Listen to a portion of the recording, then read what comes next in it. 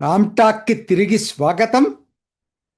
నిన్న మొన్న లోక్సభలో స్పీకర్పై అవిశ్వాస తీర్మానం చర్చ జరిగింది. అసలు ఆ చర్చ విన్న తర్వాత నాకు ఖచ్చితంగా కాంగ్రెస్ వాళ్ళు ఫీల్ అయి ఉంటారు. అనవసరంగా ఈ చర్చను తీసుకొచ్చాం, ఎందుకురా దేవుడా అని ఫీల్ అయి ఉంటారు. ఈ మాట ఎందుకు అనాల్సి వస్తూ ఉందంటే, అసలు ఆ చర్చ ఎందుకు వచ్చింది? ఫస్ట్ రాహుల్ గాంధీని మాట్లాడనివ్వలేదని ఇంతకుముందు జరిగిన దాంట్లో వచ్చింది.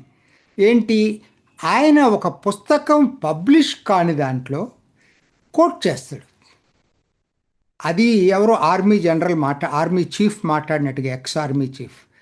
నువ్వు పుస్తకం పబ్లిష్ కానప్పుడు కోట్ చేయటం అనేది అసలు అర్థమే లేదు కదా. పుస్తకమే పబ్లిష్ కానప్పుడు అది పార్లమెంట్ కదా, రోడ్ల మీద ఏది పడితే అది మాట్లాడటానికి లేదు అనేది స్పీకర్ రూలింగ్ ఇచ్చాడు.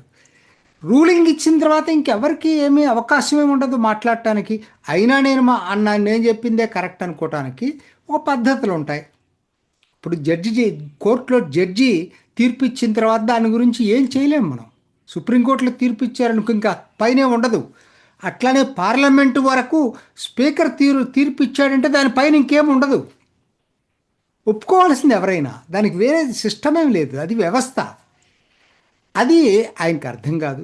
అంటే ఇది ఫస్ట్ టైం కాదు. రాహుల్ గాంధీ ఇంతకుముందు ఎన్నోసార్లు కూడా బాబు రూల్స్ చదువుకొని రూల్స్ ప్రకారం ప్రవర్తించమంటే, నాకు రూల్స్ అవసరం లేదు, నేను ఏదైనా మాట్లాడతాను, మీరు యాక్సెప్ట్ చేయాలి, ఇది ఆయన ధోరణి.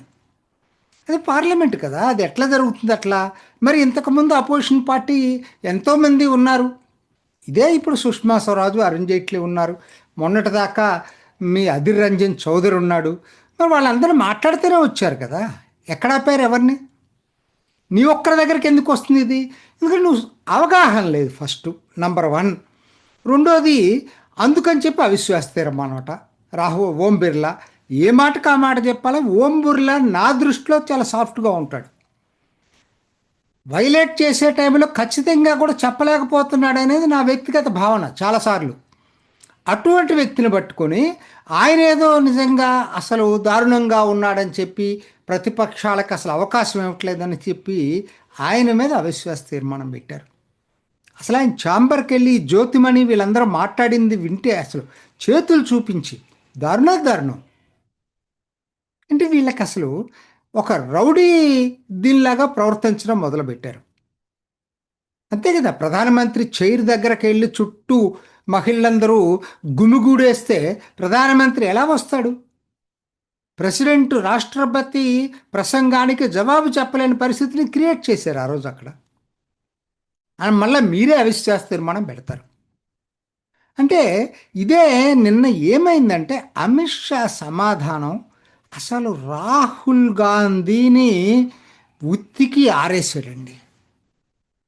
ఒక విధంగా ఇది ఒక బంగారు అవకాశం లాగా తీసుకొని రాహుల్ గాంధీ దీని మీద మాట్లాడనివ్వలేదని అవిశ్వాస తీర్మానం పెట్టిన దాన్ని బంగారంగా అవకాశంగా తీసుకొని అసలు రాహుల్ గాంధీ ఏంటో నగ్నంగా చెప్పినట్టయింది. నిజం చెప్పాలంటే అంతే. ఎందుకనంటే అసలు ఆయన ఎన్నిసార్లు అటెండ్ అయ్యాడు పార్లమెంట్కే రాడు. చూపించాడు, ఆయన స్టాటిస్టిక్స్ ఇచ్చాడు, గణాంకాలు. పార్లమెంటు జరిగేటప్పుడు ఓకే రాలేదు అంటే ఆయన చెప్పింది బాగుంది. ఏంటంటే మీరు పెద్ద నాయకులు కాబట్టి బయట ఎక్కడో పబ్లిక్ మీటింగ్స్ ఉండి, లేకపోతే ఆ ప్రతిపక్షాలతో మాట్లాడటం ఉండి, దేనికైనా మీరు రాలేదంటే ఐ కెన్ అండర్స్టాండ్. కానీ మీరు ఏం చేస్తున్నారు? పార్లమెంట్ సమావేశాలు ఉన్నప్పుడే విదేశ యాత్రలు పెట్టుకుంటారు. ఆయన కోట్ చేశాడు, ఏ బడ్జెట్ సమావేశం టైంలో ఏ విదేశానికి వెళ్ళాడు రాహుల్ గాంధీ అని. అంతకుముందు నిషికాంత్ దుబే చెప్పాడు, మొత్తం ఆయన 2014 నుంచి ఇప్పటి వరకు 206 విదేశీ యాత్రలు చేశాట. అసలు డబ్బులు ఎక్కడి నుంచి వస్తున్నాయి ఇన్ని చేయటానికి? మరి మీకు ఇన్కమ్ దీంట్లో అఫిడవిట్స్లో చూపించట్లేదు. మరి ఎవరు స్పాన్సర్ చేస్తున్నారో తెలియదు. సరే, ఏదేమైనా సరే నువ్వు విమర్శించేటప్పుడు నువ్వు అటెండ్ కావాలి కదా. అదే ఇంకోటి కూడా చెప్పాడు, కాంగ్రెస్ పార్టీకి ప్రోరేటా బేసిస్లో చూసుకుంటే బీజేపీ కన్నా ఎక్కువ అవకాశం వచ్చింది లోక్సభలో. మరి మీరు ఆ అవకాశాన్ని ఎన్నిసార్లు ఉపయోగించుకున్నారు? మీరే ఉండరు కదా. మరి మీరు బిజీగా ఉండి రాలేకపోతే అనుకోవచ్చు, విదేశాలకు వెళ్ళటం ఏంటి పార్లమెంటు జరిగేటప్పుడు? మళ్ళీ మీరేమో ఇంకొకరి మీద ప్రశ్నించడం ఏంటి? అంటే మోరల్గా ముందు మీకు గ్రౌండ్ ఉండాలి కదా. అదే చెప్పాడు. అంటే మీరు విదేశాల్లో జర్మనీలో ఉంటేనో, సింగపూర్లో ఉంటే, లండన్లో ఉంటే మేము వీడియో కాల్ తోటి పార్లమెంటు సమావేశాలు జరపాలా మీతోటని అడిగాడు అమిత్ షా. చాలదా? అసలు ఒకటి కాదు, నిజంగా రాహుల్ గాంధీ ఏ సబ్జెక్టు చెప్పాడు, వరుసగా సబ్జెక్టులన్నీ చదివించాడు. రాష్ట్రపతి భాషణ మీద మాట్లాడు, జీరామ్జీ బిల్లు వచ్చినప్పుడు మాట్లాడు, వందే మాత్రం వచ్చినప్పుడు మాట్లాడు, చివరికి ఇప్పుడు ఈ స్పీకర్ అవిశ్వాస తీర్మానం పెట్టిన దాని మీద కూడా మాట్లాడలేదు. ఆఖరికి ఏ సబ్జెక్ట్ మీద ఆయన మాట్లాడటానికి ప్రయత్నం చేశాడు? చుక్కల్లో చంద్రుడిలాగా ఎప్పుడో ఒకసారి పార్లమెంటుకు వచ్చేసేసి ఏదో ఒకటి మాట్లాడతాను, సబ్జెక్టుకి సంబంధం లేని అంశాలన్నీ నేను మాట్లాడతాను, అయినా మీరు పర్మిషన్ ఇవ్వాలి, మాట్లాడటానికి లేదు, మీరెవరు పర్మిషన్ ఇవ్వటానికి, నాకు అధికారం ఉందంటాడు. అది ఏమనాలో నాకు అర్థం కావట్లా. నీ అధికారాలు, స్పీకర్ అనేది కోర్టులో జడ్జి లాంటి వ్యక్తే పార్లమెంటుకి స్పీకర్, కస్టోడియన్ టోటల్లీ.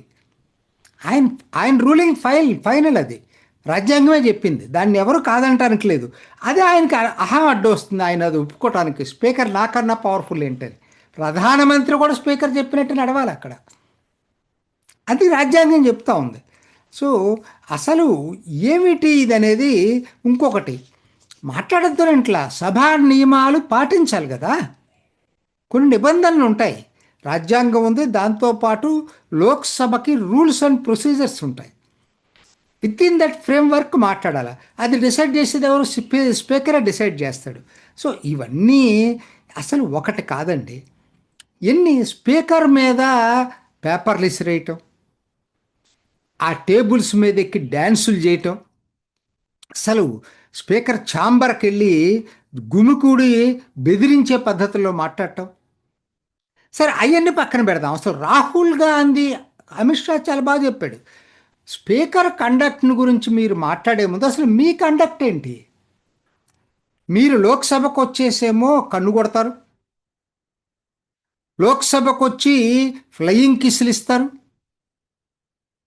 ఒకసారి బిర్లానే ఆయన్ని వారించాడు కూడా, అది అమిత్ షా చెప్పలేదు కానీ మనందరం చూసాం కదా.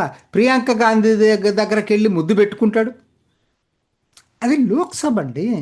మీరు బయట ప్రవర్తించినట్టుగా లోక్సభలో ప్రవర్తించడానికి లేదు. అదేమంటే ప్రధానమంత్రి మోడీని వెళ్ళి ఆలింగనం చేసుకుంటాడు. అసలు ఈ ప్రవర్తన, రాహుల్ గాంధీ ప్రవర్తన ఇలా పెట్టుకుని మీరు మళ్ళా స్పీకర్ని గురించి మాట్లాడే, అంటే మీకు అహం, స్పీకర్ మీకు మీ మీద రూలింగ్ ఇవ్వటం ఏంటి అనేటువంటి భావన మీకుంది. నేను ఫస్ట్ ఫ్యామిలీ, నన్ను ఎవరేం మాట్లాడటానికి లేదనేదే ఆయన మీద ఉంది. నాకేమనిపిస్తుంది అంటే ఇది స్పీకర్ మీద అవిశ్వాస తీర్మానంలాగా లేదు, ఎల్ఓపిగా రాహుల్ గాంధీ ఫెయిల్ అయినట్టుగా దాని మీద అవిశ్వాస తీర్మానంలాగా అనిపించింది నాకైతే. కాంగ్రెస్ వాళ్ళు అదే అంటున్నారు కదా, మీరు డిస్కస్ చేయాల్సింది అదే అని. కానీ ఈ రెండు రిలేటెడే కదా, ఆయన మీద కదా వచ్చింది అవిశ్వాస తీర్మానం. ఎందుకు వచ్చింది? రాహుల్ గాంధీని మాట్లాడలేవలేదని. అందుకని రాహుల్ గాంధీ గురించి మాట్లాడాలి కదా. అదే ఆయన చెప్పుకుంటూ వచ్చాడు. అసలు చాలామంది అంతకుముందు స్పీకర్స్ కూడా చెప్పారు, ఆ కిరణ్ రిజిజు కూడా చెప్పాడు, కనీసం మీ బదులు ప్రియాంక గాంధీనైనా చేయండి లీడర్ ఆఫ్ అపోజిషన్గా. ఆవిడ లోక్సభలో కూర్చుంటుంది, మీరు కూర్చొని కూడా కూర్చోవట్లేదు. అమిత్ షా అయితే చెప్పాడు, అని మీకు తెలియదు అనుకో రూల్స్. సీనియర్స్ శశి తరూరో, ఆ డిఎంకే టిఆర్ బాలునో, వీళ్ళని చూసి నేర్చుకోండి, లేకపోతే మీరైనా ఆయనకి చెప్పండి అయ్యా అని చెప్పాడు. నవ్వులే నవ్వులు. ఎందుకనంటే అసలు ఇంతగా, అసలు నన్ను అడిగితే లోపల లోపల ప్రతిపక్షాలు సంతోషపడుతున్నాయి. రాహుల్ గాంధీని గురించి తెలియదు ఎవరికి లేదు. ముఖ్యంగా ఇప్పుడు తృణమూల్ కాంగ్రెస్ సపరేట్గా పోటీ చేస్తుంది, కాంగ్రెస్తో కలిసి పోటీ చేయట్లేదు కదా. వాళ్ళు పైకేం మాట్లాడినా లోపల చాలా సంతోషంగా ఉంటుంది రాహుల్ గాంధీని తిడతా ఉంటే అక్కడ. అంటే రాహుల్ గాంధీ యొక్క అసమర్థత ఏంటో బయట పెట్టడం వల్ల దేశ ప్రజలందరికీ తెలిసింది ఇది. ఈ తీర్మానం ఎందుకు వచ్చిందో కానీ అసలు రాహుల్ గాంధీ కాండక్ట్ ఏంటి, రాహుల్ గాంధీ లోక్సభలో పర్ఫార్మెన్స్ ఏంటి, ఎల్ఓపిగా సక్సెస్ అయ్యాడా ఫెయిల్ అయ్యాడా అనేది ప్రజలు మొత్తానికి, దేశ ప్రజలందరికీ తెలియటానికి ఇదొక బంగారు అవకాశంగా బీజేపీ వాడుకుందని చెప్పొచ్చు. అది ఈ ఎట్లా దీన్ని ఏం చెప్పొచ్చు అంటే ఒకే ఒక్క మాటలో చెప్పాలంటే ఇది రాహుల్ గాంధీ అసలు ఈయన ఎటువంటి వ్యక్తి, ఏంటి చేస్తుంది అనేది ఎన్నికల్లో కాకుండా మొత్తం దేశం మొత్తం తెలిసేటట్టుగా పార్లమెంట్లో మాట్లాడే అవకాశాన్ని కాంగ్రెసే కల్పించింది. అందుకే ఎందుకు ఈ చర్చ పెట్టావురా బాబు అని చెప్పి కాంగ్రెస్ అనుకునే పరిస్థితి వచ్చింది. ఇది ఈనాటి రామ్ టాక్. ఇంకొక ఎపిసోడ్లో మళ్ళీ కలుసుకుందాం. నమస్తే.